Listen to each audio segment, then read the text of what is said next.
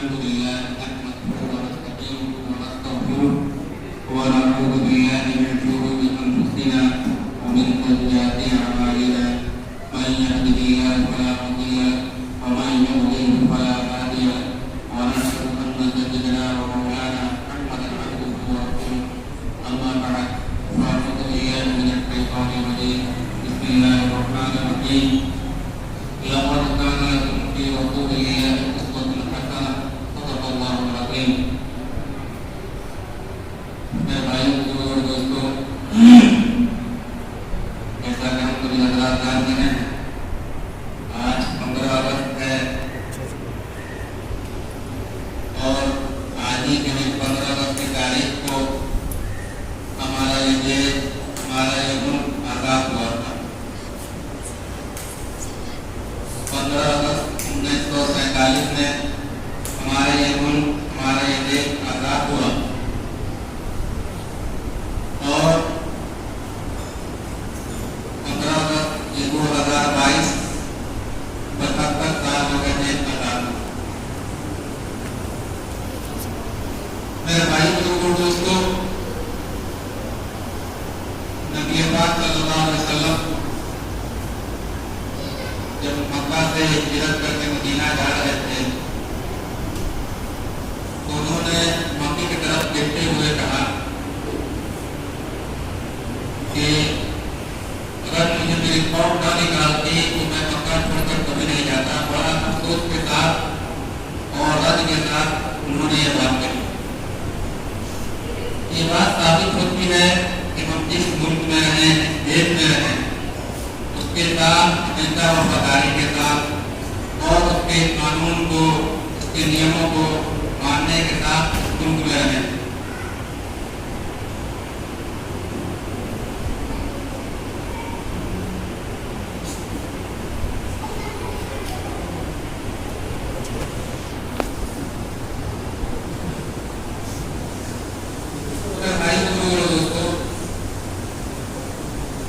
हम इस मुल्क में रहते हैं तो इस मुल्क के साथ वफादारी और इस मुल्क के कानून को, नियम को मानना हमारे ऊपर फर्ज है, हमारी जिम्मेदारी। हमारा कोई ऐसा काम नहीं, ऐसा नहीं होना चाहिए जिससे हमारे मुल्क को खतरा हो, हमारे देश को, हमारे मुल्क को कोई परेशानी आए या हमारे देश की कोई बदनामी या बेइज्जती हो। तो आज 15 अगस्त है, आज ही के दिन हमारा देश 1947 में आजाद हुआ और आजाद किन लोगों से हुआ? हमारे देश पर अंग्रेजों ने कब्जा जमाया और फिर धीरे धीरे करके उन लोगों ने इस देश को अपने कब्जे में लिया और फिर यहाँ के लोगों को गुलाम बना दिया। सारे हुकूक तकरीबन छीन लिए। उनकी मर्जी के हिसाब से रहना था, उनके मर्जी के हिसाब से जिंदगी गुजारना था। लेकिन मेरे भाइयों और दोस्तों, उस वक्त के लोगों ने हिम्मत की और उस ताकत के खिलाफ और उस जालिम हुक्मरान के खिलाफ, उस जालिम ताकतों के सामने खड़े हुए और फिर धीरे धीरे करके 1947 में आजादी हमें मिली। मेरे भाइयों, अंग्रेज 1620 में हिंदुस्तान में आया। एक कुछ लोगों को वफद आया था, वास्को डी गामा एक शख्स था, उसका नाम था। उसके साथ कुछ लोग आए हिंदुस्तान के अंदर। उस वक्त जहांगीर बादशाह की हुकूमत थी, मुगलिया सल्तनत के मशहूर बादशाह जहांगीर, उनकी हुकूमत थी। उन्होंने उन लोगों ने इजाजत मांगी उनसे कि हम लोग इंग्लैंड से आए हैं और आपके मुल्क हिंदुस्तान में बिजनेस और तिजारत करना चाहते हैं। क्योंकि हिंदुस्तान उस वक्त बहुत बड़ी ताकत थी और बहुत मालदार हुआ करता था, सोने का ढेर कहा जाता था। उन लोगों ने तिजारत करने के लिए इजाजत चाही। उस वक्त के बादशाह ने, जहांगीर ने इजाजत दे दी। वो लोग प्रयास करते रहे धीरे धीरे। उसके बाद जहांगीर के बाद शाहजहां का वक्त आया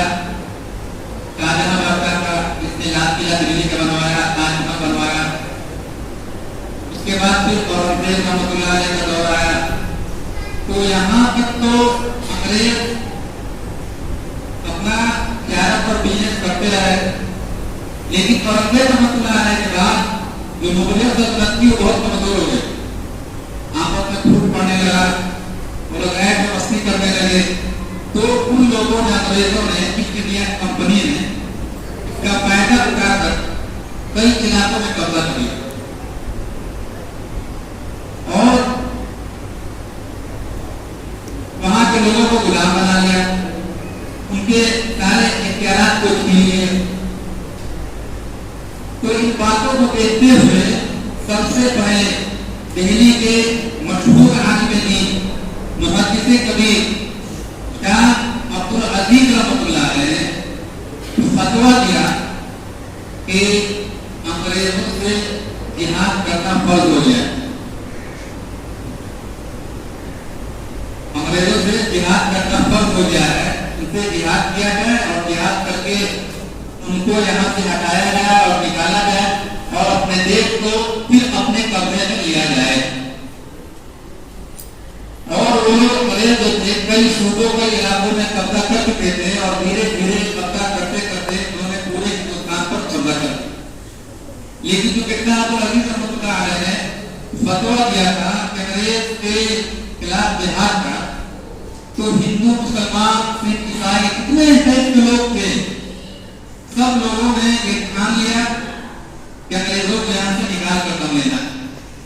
और चूंकि अंग्रेजों से पहले देश की हुकूमत मुसलमानों के हाथ में थी, तो मुसलमान सबसे ज्यादा आगे आ गए।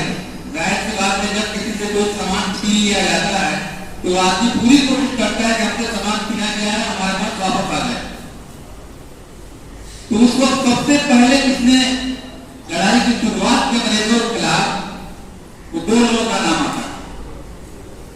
सबसे पहले 1700 ईस्वी के बाद 1730 के आसपास, 1756 से 1765 के आसपास नवाब सिराजुद्दौला और टीपू सुल्तान, इन दोनों का नाम आता है। इन लोगों ने सबसे पहले अंग्रेजों से जंग लड़ी।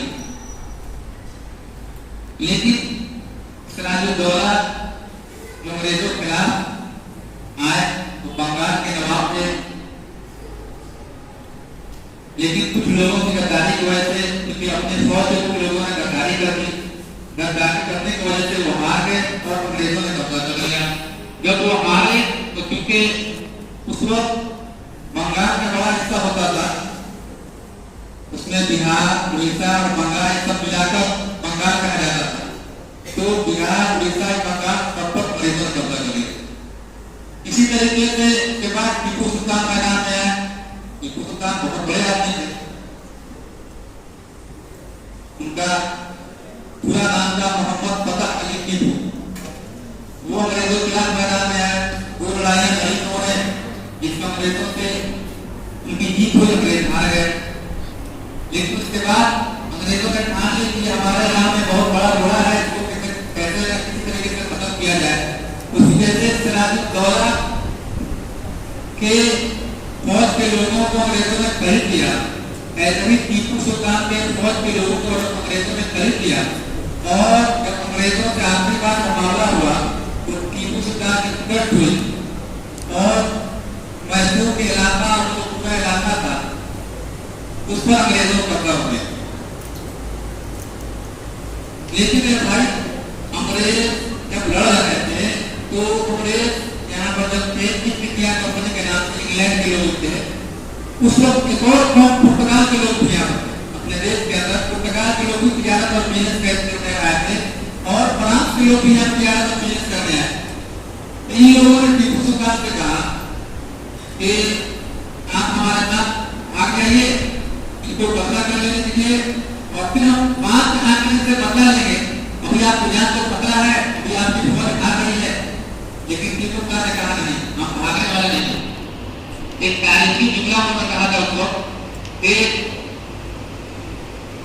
गीदड़ की संताला जिंदगी से शेर की एक दिन की जिंदगी बेहतर है। यानी लोमड़ी 100 साल किए तो डर डर के 9 महीने तक भाग के जीती है और शेर एक दिन भी जीता है, सीना काम के जीता है। मैं एक दिन जीना चाहता हूँ, शेर की तरह जीना चाहता हूँ, मैं भागूंगा नहीं और अंग्रेज से लड़ते लड़ते और चले गए। तो सबसे पहले जिन लोगों ने अंग्रेजों से लड़ाई की थी और लोहा लिया वो नवाब सिराजुद्दौला मकान और इधर टीपू सुल्तान अब्दुल्ला। यहाँ से लड़ाई की शुरुआत हुई और ये लड़ाई चलती रही। फिर उलमाए देवबंद ने इसमें बड़ा हिस्सा लिया। उस वक्त जो बड़े बड़े उलमाए कराम थे उन्होंने भी इसमें हिस्सा लिया और उन लोगों ने कैद की मुसीबतें उठाई, कैद खाने में उनको डाला गया। मिस्टर टॉमसन एक बहुत बड़ा राइटर है, वो लिखता है अपने डायरी के अंदर कि जब वो दिल्ली के चांदनी चौक में गया उसको किसी की जलने की कोई बदबू आ रही थी, जैसे कोई चीज जल रही है। तो जब वो अपने ट्रेन से बाहर निकला पता करने के लिए कहां से बदबू आ रही है जलने की, गोश्त जलने की, तो जब कुछ दूर जाता है तो देखता है कि अंग्रेजों ने बहुत बड़ा आग जलाया हुआ है और उलमाए कराम को उसमें डाल, क्योंकि जब भी आजाद में उलमाए कराम ने बहुत बड़ा हिस्सा लिया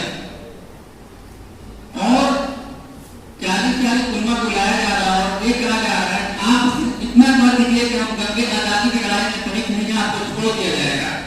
लेकिन उलमा आग में जल गए और फिर दूसरे उलमा कराम लाए गए पकड़ कर, लेकिन किसी ने ये नहीं कहा कि हम गंगे आजादी की लड़ाई में शरीक नहीं है। और दिल्ली के चांदनी चौक से लेकर खैबर एक जगह है वहां तक पूरे रास्ते में हर पेड़ पर अंग्रेजों ने फांसी के फंदा बनाया था और उलमा कराम को फांसी दी। तकरीबन जंगे आजादी में जो जिनका नाम रजिस्टर्ड है नाम आता है 80,000 से ज्यादा उलमा कराम को फांसी दी गई।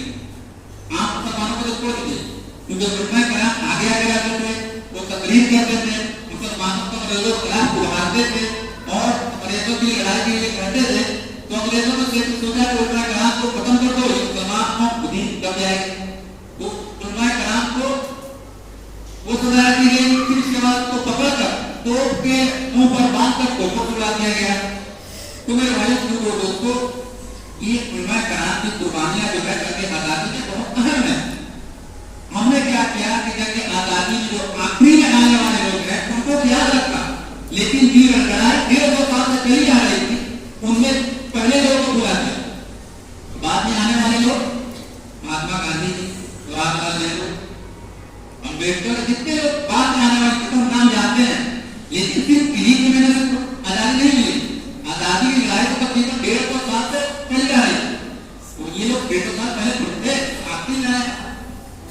तो मेरे भाई दोस्तों, कहने की बात है कि हम अपने दिल में बात बैठाएं और इसको पढ़ें और तारीख को जानें कि मुल्क की आजादी में मुसलमानों का किरदार था और खासतौर से उलमा कराम का किरदार था। कोई भी लड़ाई, कोई भी अंग्रेजों के खिलाफ लड़ाई भी देखते हैं, ऐसा कोई लड़ाई नहीं है ऐसी जिससे मुसलमानों का नाम न रहा।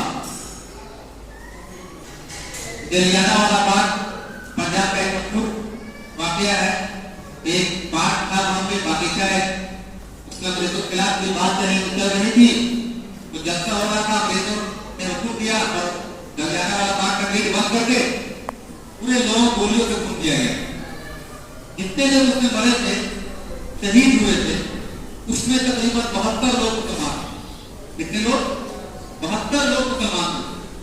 ऐसे शामिल की लड़ाई हो या और जहां जहां की लड़ाई हो, सब जगह मुसलमानों की लड़ाई है। लेकिन अफसोस की बात यह है कि इस मुल्क के अंदर, देश के अंदर कुछ लोग ऐसे हैं, कुछ तंजीमें ऐसी हैं, कुछ तबके के लोग ऐसे हैं जो इतने मुसलमानों की कुर्बानियां देने के बावजूद, मुसलमानों के आबा और अजदाद के खून बहने के बावजूद वो सबकी निगाहों में देखते हैं, उनके किरदार पर सब पिंगली उठाते हैं, उससे वफादारी के सबूत मांगते हैं। भाइयों दोस्तों, अगर वफादारी के सबूत देखना है तो बादशाह के जेल में जाकर देखो कि किसने अंग्रेजों से माफी मांगी थी और किसने अंग्रेजों को कैद उठाकर देश की आजादी के लिए जान कुर्बान कर दी थी। हमारा उलमा कराम 15-15 साल, 16-16 साल बादशाह के जेल में और जाने किन किन जेलों में कई गुजार दी, लेकिन अंग्रेजों के सामने सर नहीं झुकाया। बोला नहीं, देश को आजाद करो या हम जेल में मर जाएंगे, लेकिन तुम्हारे सामने हाथ नहीं फैलाएंगे। ऐसे में भाई दोस्तों, हुसैन अहमद मदनी रहमतुल्लाह अलैह जो दारुल देवबंद के बहुत बड़े उस्ताद और उस वक्त के जो तहरीकें चली थी के हेड भी थे, एक रेलवे विभाग और खिलाफत आंदोलन, उसके बहुत जबरदस्त उन्होंने काम किया। तो उस वक्त स्टिल हेड थे, तो उस वक्त उन्होंने कहा था कि अंग्रेज के फौज में भर्ती होना हराम है। तो जब अंग्रेज के यहाँ पेशी हुई थी, अंग्रेज ने कहा, एक अंग्रेज ने कुछ पढ़ा हुआ था, लगभग कहा कि आप यार पेशी है, आप इतना कह दीजिए कि मेरा कोई फतवा नहीं अंग्रेज के खिलाफ, तो आज आपको छुटकारा दे दिया जाएगा। बोला कह रहे मैंने जो फतवा दिया था वो छोड़ दो, आज भी मेरा फतवा अंग्रेज के फौज में भर्ती होना हराम।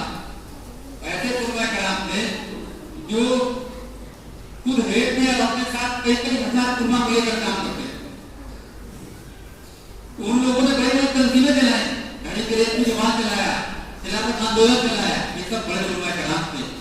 और कई कई साल तक 16-16 साल तक 17-17 साल तक काला पानी अंडमान निकोबार को कहा जाता है, वहां पे देश जो है उन्होंने काटा, काटने के बाद में आए यहाँ पर और तकरीबन 80,000 से ज्यादा उलमा कराम शहीद हुए, जो रजिस्टर्ड है किताबों का नाम टिका लिखा हुआ।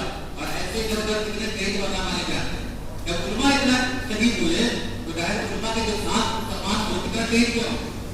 इसलिए अपने हिस्ट्री को और तारीख को जाने और पढ़े, ताकि कल कोई हमारा पीढ़ी आए कहे और सीधा तान के सामने बात कर सके कि इस देश में जितनी हमारी कुर्बानियां हैं, उससे ज्यादा की हमारी कुर्बानियां हैं अंग्रेज को आजाद कराने के लिए। इसलिए इस देश के हम किराएदार नहीं है, हम इस देश के लिए हमारा हक है, इस देश के हमारा भी हक है। कब होगा जब हिस्ट्री को पढ़ेंगे, तारीख को पढ़ेंगे, हमारी तारीख को मिटा दिया गया। इस आखिरी में जिन लोगों ने देश के लिए लड़ा, कुर्बानियां दी, उनका नाम तो आता है। ये लड़ाई की 150 साल से पहले आ रही है, तो 150 साल के लोगों का नाम क्यों नहीं है भाई? आखिरी जिन लोगों ने लड़ा उनका नाम है, और देश आजाद हो गया उनका नाम चारों कर दिया। ये वो बहुत लोगों के नाम कहा गया, मौलाना बदनी, मौलाना हसरत मोहानी और मौलाना जाकिर हुसैन और हमारा सीवान के मौलाना मदर साहब, सब बड़े बड़े लोग कुर्बानी के नाम कहा गया। इनका नाम यानी क्यों हटा दिया गया? क्या हमारी कमी कही है कि हमने उसको पढ़ना छोड़ दिया? मेरे भाई दोस्तों, इस वक्त में सतत तारीख बताइए, असल तारीख हम जब पढ़ेंगे तब तक मालूम। अल्लाह ताला से दुआ है, अल्लाह ताला हमको भी अपने काबिल की तरह देश के लिए कुर्बानियां देने की पता फरमाए और हर एतबार से देश में अल्लाह